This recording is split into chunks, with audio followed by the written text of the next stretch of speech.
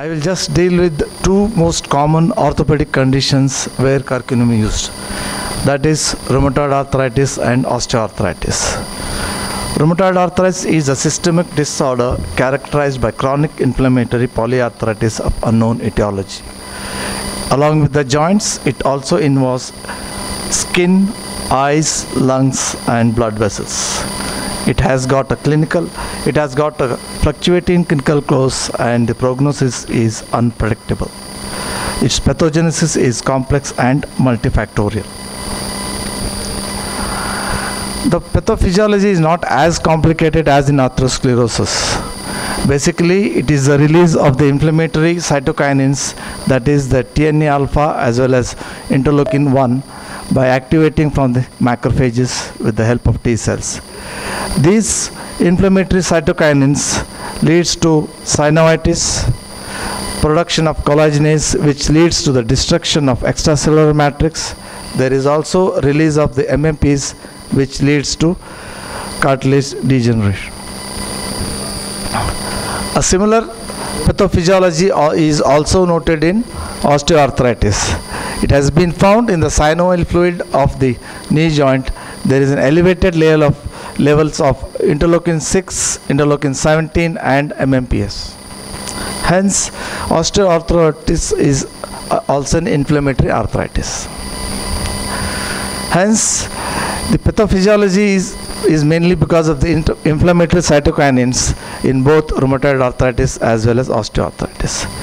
These release of these inflammatory cytokinins is regulated by a nucleating factor called as kappa B. This nuclear factor is a transcription factor present in all the cells. This plays an essential role in inflammatory and immune response. Hence, this nuclear factor acts as a master switch to turn the inflammation on and off in the body. Other disorders associated with this activation of nuclear factor are ankylosing spondylitis, psoriatic arthritis, and juvenile rheumatoid arthritis. Hence, this nuclear factor is the master switch of inflammation. This slide is already shown by Dr. Kabade, where the activation of this nuclear factor by the inflammatory stimuli, this further leads to activates the NKF, which enters the nucleus. From there is activation of the genes encoding inflammatory mediators, and there is release of inflammatory mediators. These inflammatory mediators acts on the synovial membrane, leading to a pannus formation. They act on the chondrocytes, leading to a cartilage destruction. They act on bone, leads to bone erosions.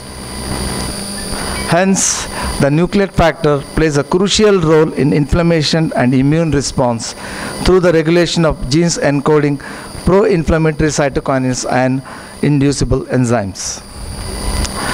What options do we have at present for the treatment of both rheumatoid as well as osteoarthritis? We have the NSAIDs, which are not suitable for elderly patients. They are not safe for long-term use. They can lead to gastritis, nausea, vomiting, upper-GI bleeding. They are rhinotoxic, they are hepatotoxic, and there is increased risk of severe risk. We have the steroids, which are not advisable for long-term, which can also cause gastritis, ulcerations, not used in diabetics, hypertensive. These steroids can lead to osteoporosis, muscle weakness, atrophy, avascular necrosis, especially in the femur, and there is always increased risk of infection. We have the DMRDs, which are slow in action, take several weeks to show clinical effects. They provide partial response. There is loss in efficacy with continued use. They need a close monitoring of the patients for adverse effects by doing a regular blood counts. We have the most common biologics, which are target-specific inflammatory mediator ones. The problem is the reactions on the injection site. There is an increased risk of infection, demyelinating diseases, cancers, and they are very expensive. Hence, we need for an effective yet safe and well-tolerated anti-inflammatory agent. Yes, this is curcumin. It is a biologically active polymerical compound obtained from rhizomes of Curcuma longa. Along with the anti-inflammatory and antioxidant, it also has got an anti-proliferative as well as anti-angiogenic. This curcumin acts as an inhibitor of the nuclear factor. This again the slide which has been shown, where it inhibits the IKB incase enzyme. It also prevents the activation of NF-kB. It prevents the translocation into the nucleus. It prevents the release of inflammatory mediators. What literature evidence do we have in support of this curcumin? In rheumatoid arthritis, there is a studies along with the diclofenac, where in this study they have found out that curcumin provides a greater improvement in DASH score as well as ACR score in the form of joint pains, swelling of the joints, and the painful general health. It also has reduced the CRP level by 52%. There is another study where 18 patients with rheumatoid arthritis were treated with curcumin for 2 weeks.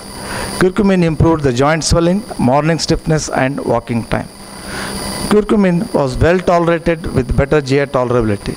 Hence, they concluded that curcumin is found effective and well tolerated. In case of osteoarthritis, 820 patients were treated with curcumin for 6 months. They concluded that it has got a significant improvement in pain, improved joint flexibility, it has a better quality of life, and 50% of patients were able to discontinue use of NSAIDs and analgesics, and curcumin therapy was well tolerated. They concluded curcumin relieves pain and reduces the need of NSAIDs. In another studies, a comparative study with ibuprofen was done where 367 patients where the pain score was more than 5 were compared and were used for 4 weeks, and they found out by the WOMAC score that pain, stiffness, and functions were equal. Reduction was equal in both the drugs. Hence, they found that there is a curcumin was found as effective as ibuprofen, but the most important is they had a lower incidence of GI adverse side effects. Hence, curcumin is as effective as NSAIDs but has a better GI tolerability. In another therapy, 100 patients with osteoarthritis were treated with curcumin for 8 months. The result was there was a significant decrease in the serum inflammatory biomarkers. There was more than 50% decrease in WOMAC score and 3-fold increase in treadmill walking performance. In patients who were already on NSAIDs and analgesics, co-administration of curcumin was associated with decreased need of NSAIDs, marked reduction in GI side effects. Hence, they concluded that it is effective and safe for a long-term management of osteoarthritis. It was also compared with the use of diclofenac. For 3 months, 88 patients were given diclofenac alone and with combination of curcumin. As compared to the diclofenac monotherapy, combination of curcumin with diclofenac is associated with greater pain relief, better improvement in knee injury and osteoarthritis outcome scores. Hence, they concluded that it provides an additional benefit. It was also combined with various other drugs. For example, it was combined with celecoxib.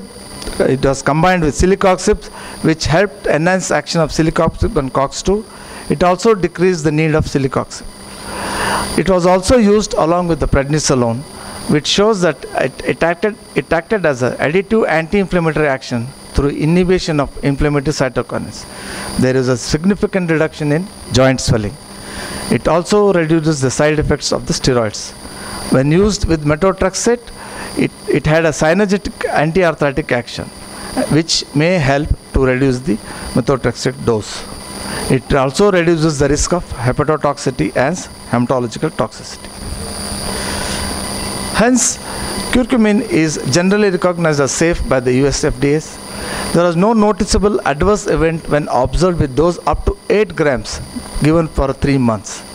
Unlike NSAIDs, it is free from adverse side effects on kidney, liver or cardiovascular system, even after long-term use. Occasionally, patients may complain of mild or transient nausea or diarrhea. Hence, they conclude that unlike NSAIDs, steroids or DMARDs, curcumin is very well tolerated. The conventional curcumin is hydrophobic polyphenol compound which is poorly absorbed from a GI tract and it is undetectable in plasma. In some studies, it does not reach systemic organs or the tissue.